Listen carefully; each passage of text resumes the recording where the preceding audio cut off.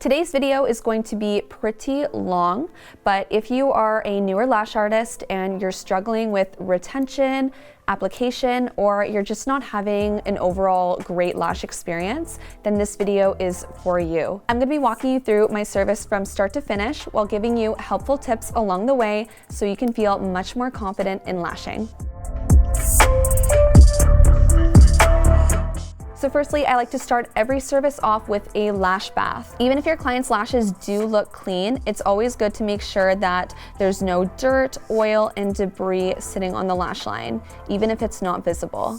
So I'm going in with my fine bristled cleansing brush and Artistry's lash bath, and I'm just working in circular and downward motions, making sure to get the upper eyelid and the lower eyelid as well, because that's where we're going to be placing our eye pads. The reason why I'm saying we're going to be placing eye pads on the upper eye is because that's going to help us out with isolation techniques later on in the video.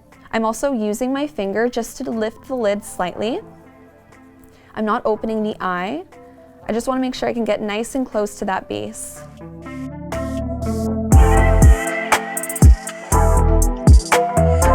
Once I've cleansed the eye for about a minute, I'm going to get my client to tilt her head to the side.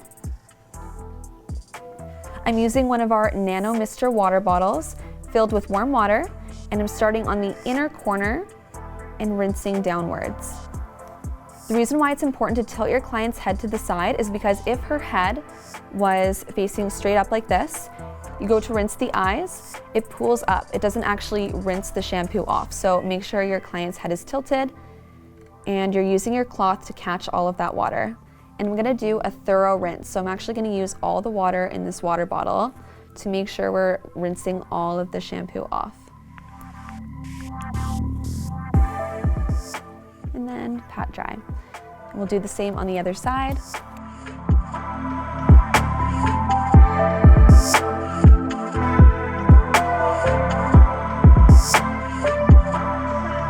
So before applying my eye pads, I'm just gonna get Marilyn to tilt her chin back, and this will give me a much better view.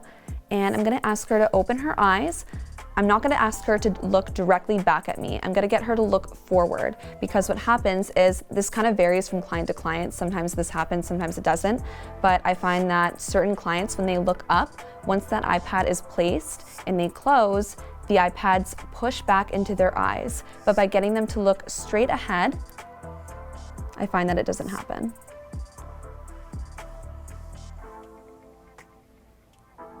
And I'm applying my iPad on the inner corner first. Once that's been secured, I slowly place the rest of the iPad on the rest of the eye to cover all of those lashes. We do have a very in-depth tutorial on how to apply the iPads, and we will link it here on the screen for you to check out after this video.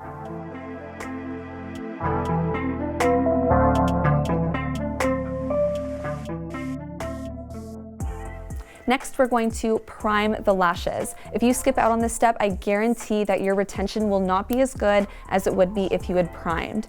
Primer will also rid the lashes of dirt, oil, and debris, just like the lash bath, but it will actually provide a magnetic bond for the glue to adhere to.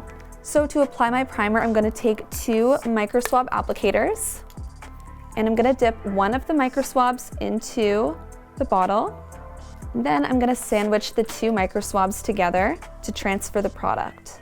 But I wanna make sure that the product is not dripping wet, because what will happen is gravity will take over and it can get in your client's eyes. So to ensure that we're being extra cautious, I'm going to take a glue wipe and just dab the excess. Then I'm gonna go in and apply from root to tip without touching the skin.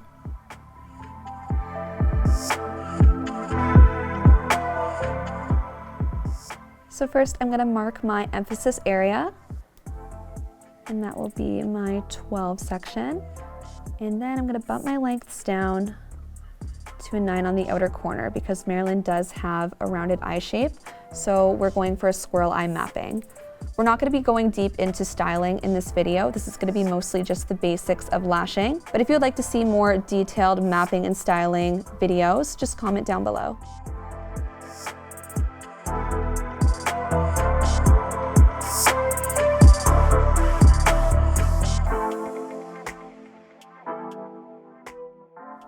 Also, I'm not sure if you can see, but the iPad is lifting just ever so slightly on this inner corner. So what I'm gonna do is take a little piece of micropore tape and just tape that down. And that will really help with getting those inner corners as well, because if the iPad is sticking up like that, then we won't be able to get really close to that base. So I'm gonna be starting off with the inner corners first, and I'm just gonna take another piece of micropore tape and gently pull the lid back. And this will expose those inner corners much better so we can get nice and close to the base. The reason I wanna lash the inner corners first is because it is the trickiest, so it's nice to get that part out of the way. So I'm gonna be directing my inner corner lashes towards the nose and then slowly transition to straight in the middle of the lid and then direct my outer corner lashes out. So I'll show you kind of how that flows throughout the service. But yeah, I just like to start with the inner corners just so I can begin my direction and get those lashes out of the way first.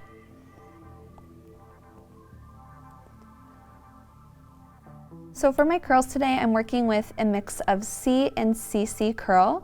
The reason why is because Marilyn does have a rounded eye shape. So I'm using C curl on the inner corner to about the middle of the eye because I don't want to add any lift to that area. And that's because if we do, then we're going to accentuate her rounded eye shape when really we want to add balance. So we're gonna switch our curl to CC on the outer corner, and this will be our emphasis area just at the arch of her brow. And that will kind of create balance with her eye shape. Also for my diameters, I'm working with a mix of 0.10 and 0.12. Marilyn does have finer lashes, so I want to just be careful with the diameters or the weights that I'm choosing because I don't want to weigh down those lashes and obstruct her view. I definitely recommend working with a mix of diameters for any client because a lot of clients have shorter and finer lashes in between. So rather than having to skip those lashes, if you have finer diameters, then you don't actually have to skip them. For my placement, I'm placing my lashes 0.5 millimeters away from the skin. Although if you are a beginner, you don't need to place it that close to the skin. You can aim to get 1 millimeters to 2 millimeters away. So if you're noticing that you're placing your lashes 1 millimeter away from the skin, then I would try aiming for that for all of your lashes that you're placing, just so you can keep consistency between both eyes and you can avoid having your length stagger. For my glue today, I'm working with our bondage glue, which cures at 2 seconds. If you're a beginner, I suggest working with a slower cure time glue. When I first started, I worked with a 4-second cure time, and that was great for me because it gave me time to redirect my lash if needed. With bondage today, it gives me just enough wiggle room to redirect, but it also cures fast enough for me. So that's just something that I really prefer. So this lash right here, I'm actually gonna remove it just because it's directing way too far in. It doesn't look like it's matching the flow of the other lashes. So I'm gonna remove that one. And to do that, I'm just going to grip the natural lash and the extension and gently pull apart. Actually, that one was stuck to a baby lash, and that's why it was directing weirdly. And this is just another reason why it's really important to go through and check all of your sections just to make sure that there's no stickies. So before proceeding on to the next section, which was my 8 millimeter section, I just wanted to go through and check my 7s, and I'm glad that I did. So I removed that one, and I'm just gonna go ahead and place a new extension on there. And you can see that this one is really fine, but because we're working with 0.10, we can actually place an extension on there.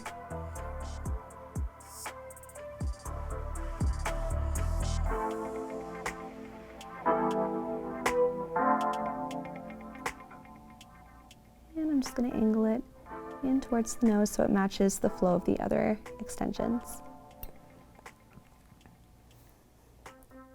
For isolation, I'm working with our curved Sunset Ultras. I like to work with this tweezer because it has a fine tip, and also the curvature makes it easy to work around features such as the brow bone and the nose. So I really like to gravitate towards this tweezer. Having a good pair of isolation tweezers will make your life so much easier. And if you have to try a couple different ones to find the one that you like, then sometimes that's what it takes. It took me a while to find one that I really loved. But once I started working with this one, because of its fine tip, it made life so much easier. So now that we've gone ahead and checked through our 7mm section, I'm gonna move on to my 8s. And I'm actually just gonna remove this tape before heading on into that area. And I'm just being super gentle, making sure that I'm not pulling the tape off in one go. I'm kind of holding her skin to make sure that's nice and gentle for my client. So for the sake of this video, I've decided I'm just going to work on this eye, just so I'm not jumping back and forth, because then it would be a really long video. But yeah, normally I would work between both eyes to make sure they're both balanced and symmetrical. So I would place one on this eye and go back and forth. But again, for the sake of the video, I'm going to just work on this eye first. So here's a lash that is swaying over to the right, and we want to redirect it so it flows with the rest of our extensions. So again, we're still directing our lashes towards the nose, but this lash here is directing towards the ear. So how I'm going to redirect that is I'm going to take my extension and we're going to place it on the left side. If you are working with a slower cure time glue, I recommend holding your extension in place until the glue has fully dried before moving on to your next lash. So because I'm working from inner to outer corner, my extensions are going to be really close together. So I don't want to get any stickies. It might happen, and that's okay. We can go through and remove them. But to avoid getting any stickies, I'm holding that extension in place until the glue is dried. And here's how I like to dip my extension. I'm gonna go in vertically into the glue dome and then pull out slowly. If we pull out too fast, this is what's gonna happen. You're gonna get a bunch of big glue dots, and if we place this on the extension, it's gonna take forever to dry. So if this happens, all you have to do is dip again slowly and pull out. I didn't have to discard the lash, I just dipped it in and the glue bubbles came off. So now that we're in our 9mm section, I'm slowly going to be changing my direction to straight.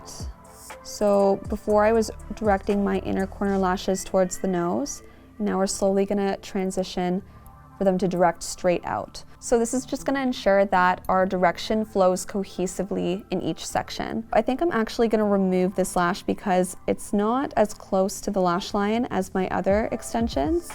So this one's going to stick up a little bit higher than these guys, which I don't want. So I'm going to actually remove this one. Again, I'm going to remove it by gripping the natural lash in the extension and pulling away. When I go to isolate my lash, I'm resting my tweezer tips on the pad, because if I press too hard, what's going to happen is the pad is going to slip downwards and expose those bottom lashes, and it can also cause discomfort for your client. So I'm just resting very carefully without pressing too hard.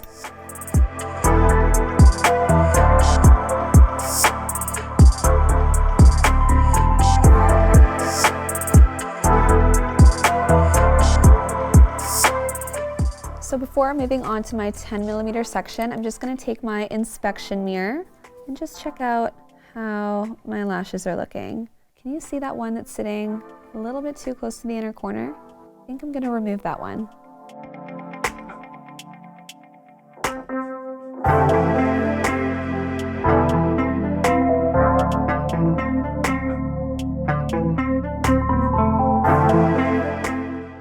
So in this area here, there's a bunch of short and fine natural lashes. Every time I try to go and isolate this lash here, these short fine ones keep falling into my section. So what I'm gonna do is I'm gonna place an extension on those short finer lashes so they're easier to push out of the way. And because we're working with 0.10, it's totally safe to place a short extension on these lashes. So I'm going to place a 6mm right on this short lash here. So again, I'm using the tips of my tweezers to push all of those lashes out of the way so I can place my extension.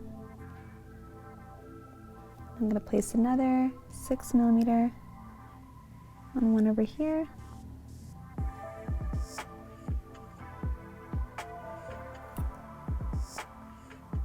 This is another reason to have really good lighting. We're using our Lost Artistry Lash LED lights, and it provides optimal lighting for me to see exactly what I'm doing. Unfortunately, with lashes like this, using just a regular room light, it just wouldn't do us any good. It'd be much harder to see all of those little lashes. So I actually have 2 lights on both sides of me, and they're at the highest setting so I can see much better.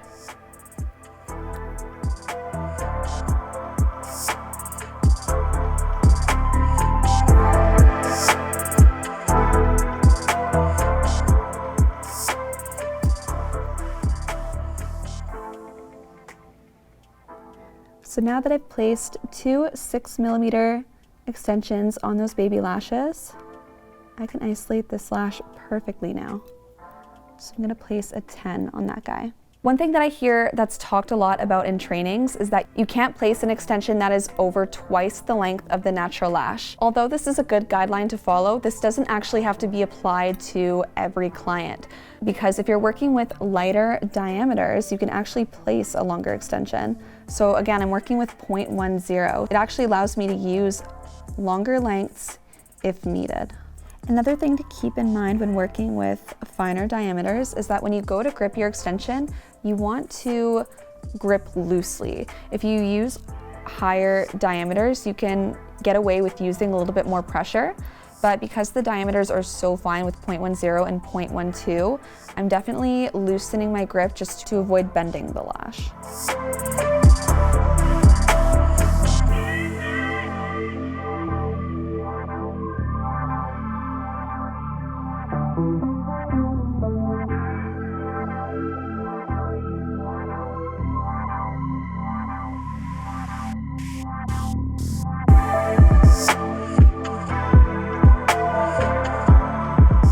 So one thing to note when switching curls that I didn't take into account when creating my mapping was that we actually want to bump up our lengths after switching.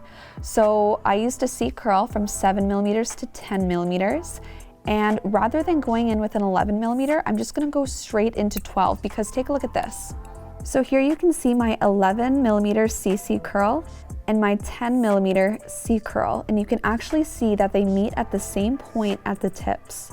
So I'm gonna bump up to a 12mm CC curl from 10mm C curl so that I can sit a little bit higher than the 10mm. So we're actually just gonna get rid of our 11mm section.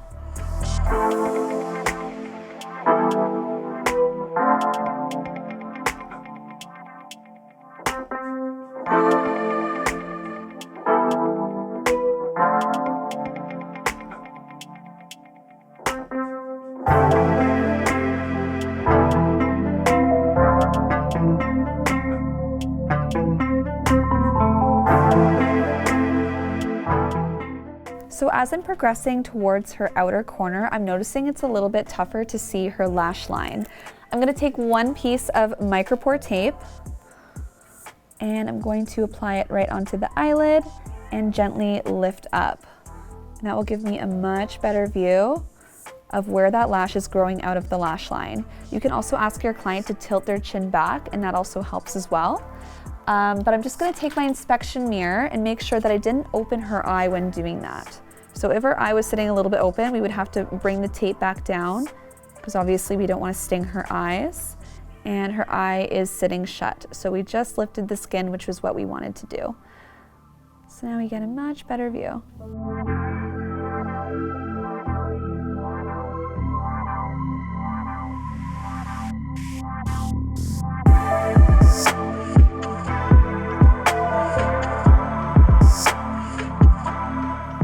So I'm working back and forth between this 11mm section and 12mm section.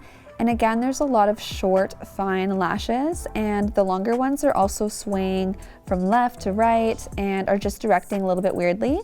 And I'm finding it's a little bit hard to isolate. So I'm gonna take my iPad, and this is why we cleansed the upper eye area earlier, because if there were any oil sitting on her eyelid, the iPads wouldn't stick very well. So I'm gonna take my iPad and I'm going to lift all of those lashes up, and this is gonna expose the bottom layer. And you can see that those lashes have already isolated themselves perfectly, so it's going to make placement and direction a lot easier.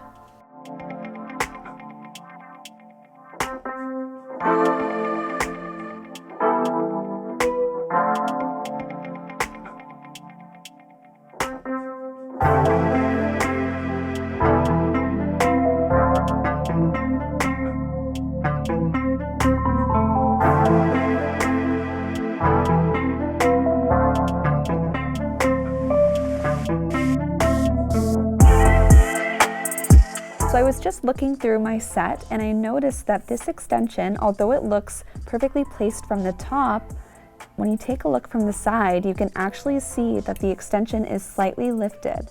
So you can see that the base didn't quite connect there. So this one's gonna have to be removed. So I'm gonna take my tweezers, just pop it off like that. So now I'm just going to go ahead and place a new one on there to make sure that we cover it and don't lose it before checking the rest of our set. And when I'm placing, it's never a bad idea to take a look from the side again, just to make sure that that base does connect. So if you're finding that you're struggling with placement and you're getting lifted bases, I suggest applying your extension while looking from the side. So you can tilt your head over to the side, or you can even ask your client to tilt their head as well. And this will give you a much better view of where you're connecting that base. So when I'm isolating, I like to tilt my hand and my tweezers to make sure that I'm not getting any other natural lashes in my section. And when I go to place my extension, I'm using my pinky finger to rest and use for stability while I go to place my extension. I find that when I don't use my hands for stability, it becomes so much harder to place that lash. So let me show you what that looks like for a second. So I'm gonna place this lash and I'm not going to use my fingers for stability. And I find that my hand becomes a lot shakier and it's a lot harder to gain control of where you're placing that lash. So this one actually looks like it's a little bit too far from the lash line, so I'm gonna remove it.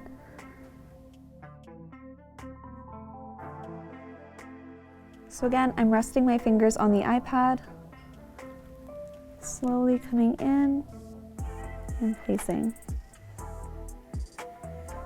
It seems like such a small thing, but I promise it makes a world of difference.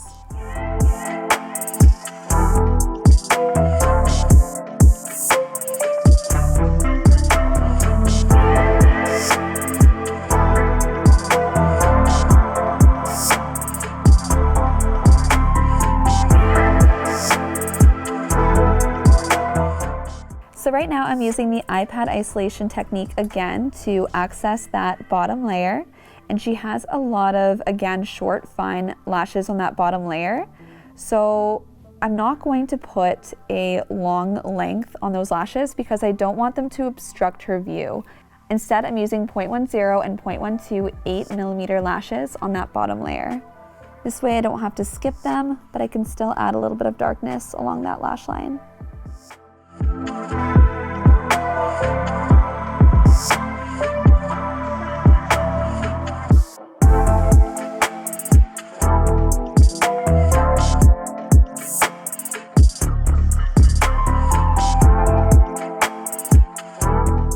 So now that we've completely finished this eye, I'm gonna go ahead and check through all of those lashes to make sure that there's no stickies, that I didn't miss any, and that the direction is good.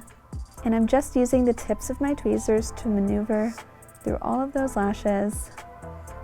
I'm kind of running them through the base and up, just to make sure that there's no stickies or any tiny natural lashes that had adhered themselves to the extension.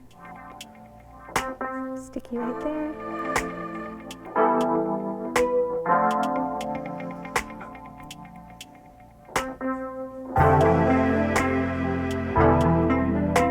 Just going to take my inspection mirror and take a look at those lashes. Make sure that none of them are directing weirdly. You can even take a look to see if there's any stickies on the bottom layer. So it doesn't look like any of those lashes have stuck themselves to the bottom lashes.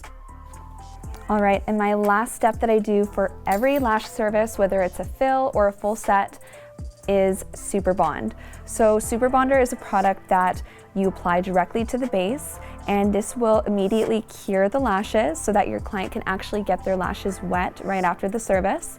And it also makes the bond more flexible, meaning when your client goes to touch their lashes, or even when they lay their head down on a pillow, the lashes will actually move with the object that it comes in contact with instead of snapping and breaking the bond. So it will actually promote better retention. And we're gonna take 2 micro swabs to apply this product. Dip 1 in the bottle, transfer to a second micro swab, and dab the excess on a glue wipe. Less is more when working with this product. You definitely do not want to get this product in the eyes. So I always like to dab the excess. And we're really focusing it close to that base where the extensions were applied. I'm just kind of sandwiching them between my micro swabs.